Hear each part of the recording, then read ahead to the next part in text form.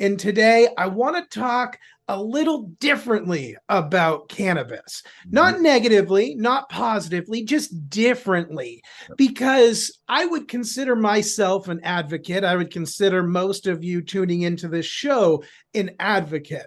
And I think we sometimes get lost in our advocacy. I think we like to downplay some of the negative components that can come with cannabis, and we love to cheer and celebrate all of the amazing things that cannabis does for people's lives.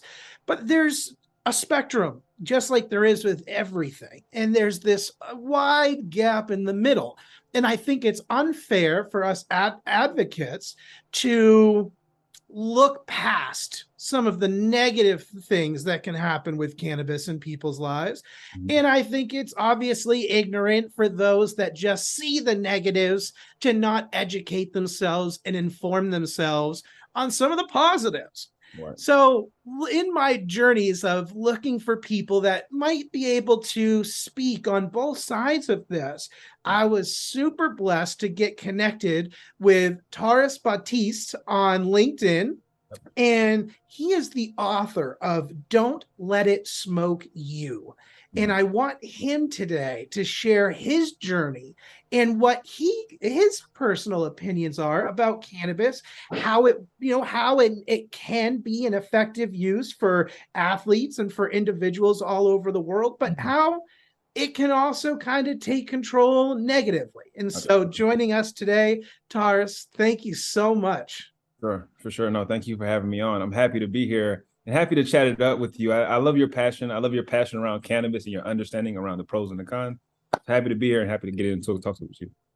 Well, we connected very quick. I remember you sent me a message and I said, I want to talk to you if you're not going to give me 20 minutes of cannabis is the best thing in the world. Like, I want to have a real conversation. Absolutely. And it's real. And so I would love for you to share with the audience a little bit about your journey. How did you and I connect? Kind of where did you come from? And then let's talk about the book.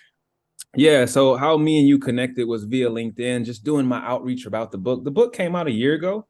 I was been doing tons of outreach, right? Trying to market, trying to get it to as many hands that make sense, that's aligned with it. So that's how we connected. Kind of before then, a little bit of background. I'm from Georgia, from a small town in Georgia called Cartersville. I live in Seattle now. That's my new home. It's been in my home for like 3 years, learning about the cannabis industry, where it's going, all different topical CBD, CBDA, CBDG. I love that shit, man. I'm gonna be honest, but learning about that right now. But also what got us on the call is I wanted to do both. I wanted to be able to use and not let it control me. And, you sound like you kind of had the same thing and had the same similarities going on, not personally, but, as you kind of grew up with it. And that's what got us on the call, man. I'm happy to talk to it for sure. So when did cannabis first start playing a role in your life? Yeah. So like everyone, I don't want to say everyone, but I started off smoking, right? Back then, we didn't have the cool CBD bombs and all that stuff like that, right? I started off smoking and I started off around 8th grade, right? But it didn't continuously happen until I would say junior year in high school is when I really started to learn how to roll up by myself, didn't need my friends, and started to kind of get into that act over and over again. Interesting. Yeah. And was it something that you were using? Because obviously you were an athlete. So was it something that you were using for pain management, or were you using it because it was cool? Neither at that time, to be completely honest. I was using it because I enjoyed it and the shit was fun. It got us around hot chicks in high school. It got us around each other, and we kind of all stood around and kind of stayed to this little bubble. So I enjoyed that. Didn't notice it was going to be a cool thing, although it kind of was kind of edgy and kind of arcane, a little mysterious when we was younger. But yeah, for sure. How about college? Obviously as an athlete, you've got to be drug tested, right? So how do you use and consume in college? So that's when I caught on to the pain management part, right? I played safety in college. I understood after using so much, you start to get to certain cadence for you, right? You start to understand when you used in the mornings, the nights. So that's why I understood pain management around practices, 2-a-days, 3-a-days. I actually went to rehab my sophomore going in my junior year in college. Like, right, I'm serious. I was using all the time and everybody on the team knew. I didn't hide it. My eyes were always red. I would always smell it on my fingertips, right?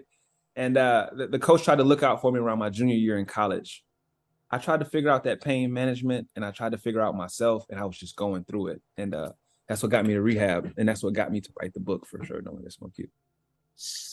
That's incredible. Thank you so much for sharing that. I think it's similar to a lot of stories out there. I think a lot of people can kind of get into a system in their mind that, like, you know, it's fun, it's healthy. You know, look all around, look at all the great things it does. And then we forget that it can smoke us too. Oh, and absolutely. so, you know, tell me about like an average day. So like you're in college, you're working out in the morning, you're practicing 2 or 3 times a day. You've got games, you've got school. I mean, how much are you smoking? Yeah. So, and I was smoking blunts too. You know, I was just, you know, and I actually listened to, I'll get to your question, but I actually listened to a guy that you were speaking with on your radio, John Fry. He was talking about tobacco and the chemicals and what it does to you. So that's why I mentioned I was smoking blunts too. But to get to your question, so an average day in college will look like this. I worked out in the mornings like all athletes at any school, right? But I would smoke before I go work out, right? Okay. So that's the first thing. If the workout was 6 a.m., I would wake up at 5 a.m. If the workout was at 9, I would wake up at 7, right? So I would alter my day around that. But in the short, I would smoke really much after everything I did. After I ate, before I ate, you know, it kind of became like my go-to thing. And so I would say like 5-6 times a day, at least 2 blunts a day. Yeah, for sure. And that's a lot. And so you were scheduling around your smoking sessions? Absolutely. And as I got older, I started to use it as a reward, right? You know what I mean? Okay, I got my homework done. I practiced pretty good. Everybody's cool. Me and my girlfriend's on a good page. Okay, let's smoke. You know what I mean? So I started to do that too, for sure. Yeah. That's powerful because I think, I don't know, I want to say all of us, but I would assume just about all of us has done that, right? Has used anything, right? Whether it's candy or sugar or soda or cannabis, that we reward ourselves, right? We reward ourselves for that shitty task list that's going to take all day and we don't want to do it, but we're going to do it because as soon as it's done, we're going to get this sweet release. You already know.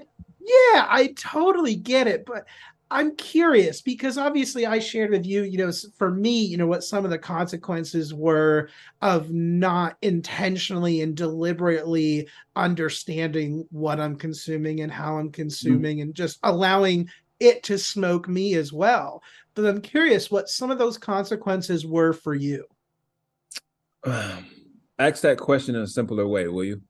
Yeah, absolutely. So what were some of the negative ramifications of smoking weed? Yes. Number one, my family started to notice me distancing myself. Thanksgiving, family functions, if I wasn't high, probably not coming. Number two, in my relationship life, whether I was hanging out with friends, going to a bar, or whether I was going out to eat with my girlfriend in college at that time, I had to before, and they were like, damn, we got to wait on you. The women were like, what are you doing? We don't smoke. Why are you taking? And it started to get in the way. And, you know, they started to mention that to me. And I started to look outside myself and say, damn. So those were a couple too that really stuck out to me. And after that, I would say the last thing, really my money at that time. All my money was going to it, right? I think that happens often around the world. But when you're young, all my money was going to it. And I wasn't even buying big batches either, right? I was buying small grams each day, just wasting my money. So those are 3 points that really stood out to me. And I had to make a change really quick for sure. That's powerful. As a retailer of an adult use establishment in Maine, I'm not conflicted. People ask me all of the time if I'm conflicted. I am not conflicted. I have no problem investing in my community. And I've had customers where I've said, hey, maybe you should see if this can last you the weekend. Not that I don't want to see you. Come see me tomorrow. We'll have a cup of coffee. I love the social aspect of my job. But I'm also very, very serious. Like I stupid love my community. And I am going to look out for them. And I don't like the other drugs in my community. I don't like people using anything unsafely. We talked about it before. If it was up to me to rewrite the law, it'd be 25 before you could smoke or drink. Like it wouldn't even be, it'd be booze too. I think till your brain's formed, I really don't want to see a lot of chemicals in it, and unless it's needed. So I've never been conflicted. And as I mentioned, I've had people I say, just try to get through the weekend, and then we'll hook it up again on Monday. Well, geez, Rye, why are you cutting me off? I said, I'm never gonna cut you off. That's not what I'm doing. I'm as your friend, I'm just telling you, like, one, I know price wise this is getting expensive, and of course I need to feed my family and feed my employees family, but again, not at the expense of your well-being, because you come to me and I sell you joy for sure. Like that makes me happy every day. But I want total happiness. I don't want you to go home and be like, well, now I can't buy coffee tomorrow because I just paid Ryan Bud's Emporium. I just don't like that. Right. Well said too. And I think that's where we kind of connected. That's the humanitive part of you. And that's why I'm happy that we got guys like you in those shoes for sure. I appreciate that. For those listening that maybe are relating really strongly right now, what do you have for some words of encouragement? And how did you pull yourself out of that system, out of that funk that you were in? Yep. So for the words of encouragement, I would say it's okay to drift. I'm gonna get to that. It's okay to drift. And then how I pulled myself out of it. So I talk about it in the book, literally step by step, and don't let it smoke you, but I'll give it to you in a little bullet point fashion. So first I acknowledged my issue, right? I was blunt enough to say, hey, I do this. I went to rehab for it in college. The coaches know, although I didn't pass rehab. I just gave it up, by the way, but my mom knows, everybody knows. So that's the first thing, acknowledge it. Wear it with pride, who cares? Especially now, right? That's the first thing. Just stand in it. Right. It helps you a lot. Second, I would say start to understand your internal and external goals, who you're hanging around, why you use, right? Why you use, is it used because you're bored playing a video game? Is it because you're with this group of people? Or is it because you like to go to the studio and make music? It's different for everyone, right? So those are the very 2 points I would say. That's what helped me cut back, just being very open to it. And really just not being dependent around it. I don't like to say addiction. I don't like to say habits, just not being dependent to it. So that's kind of my couple little nuggets there. I hope that helps somebody for sure. You sound like you want to unpack some stuff. Go ahead, axe away. I do. So I guess my first question is, do you use now? Do you use today? Absolutely. Still today. Incredible. So what was mentally the biggest, because I think when we talked, for me, right, it was just intention. It was, Mark, if I'm going to do something, I'm writing it down, then I'm consuming it. And I'm just going to be aware, right? Because it was so easy, right? Especially if you own a store, right? It's so easy to find pre-rolls, and so like, no, like you got, it'd be like being extremely obese and running a buffet, right? Like you've got to be intentional about what it is that you're doing. And for me, I have employees to support and families to support and a community to love and a business to thrive. I've got to be very aware of what I'm doing. And that's a journey, right? Kind of a wellness all in general is a journey. And so I was curious if you were able to kind of come out of your battle and your struggle and now say, wow, that relationship with cannabis is very different. Absolutely. Completely different now.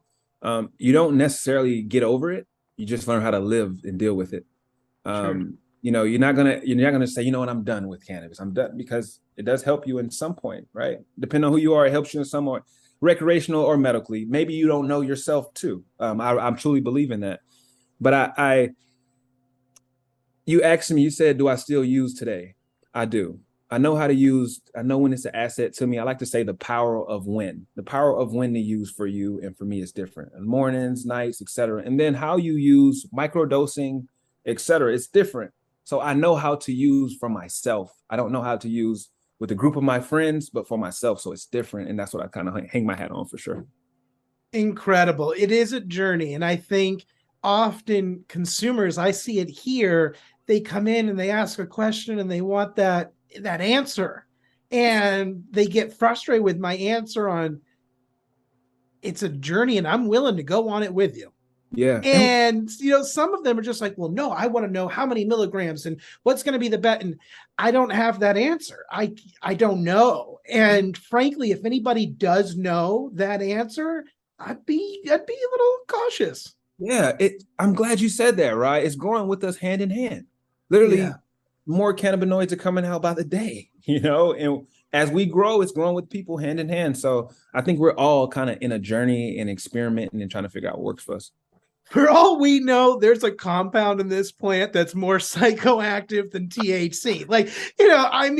It's the universe inside this plant, and we're just starting to explore it. Absolutely. I'm excited. So I don't want nobody to think that I don't use. I just understand how to use healthy, and use how I want to use for sure. And for those listening at home that might want to get some tips on how to use healthier, or may just kind of need that empathetic story of, wow, somebody else gets it. Like there is a low point to this when done incorrectly. How do they stay connected with you? How do they find the book? Yes, you can find the book on Amazon. Just type in "Don't Let It Smoke You" and type in Tarris Batiste. You can go to cleverchief.org to get the book there too. It gives you a little bit more information about what I have coming up, etc. If you want to kind of go back and forth, play a little verbal tennis, right? Go to don'tletitsmokeyou@gmail.com. I'll respond fast as there. But that's how we can kind of stay connected. Follow me on Instagram. I'll follow back. I'm really here to connect. I'm really here to learn. I'm open to it. But I'm also here to kind of, help nudge and say, hey, just do what you do. Just don't let this stuff control you. So for sure. Yep. Love it. Well, thank you so much for joining us today. It really means a lot to me. Thank you. Thank you for your time, Rye. Hopefully we can get some books in Maine with you. So we can get that going for sure. And I want to know how it goes in Maine in some ways that, you kind of utilize now. Don't let it smoke you. So that'd be cool to know. Absolutely. No, we're excited to have the books here on the shelf here at Bud's Emporium in Medway, Maine. So thank you, Tarris, for allowing me to put that plug in there. So, of course, as all of you know, all of the links to connect with Tarris and grab the book, Don't Let It Smoke You, those will be right on our show notes. So weedbuzzradio.com. And then in those show notes, we'll have those links so you can go purchase the book. And of course, we are grateful for you joining us for another episode of WeedBuzz Radio, and we'll see you in the next one.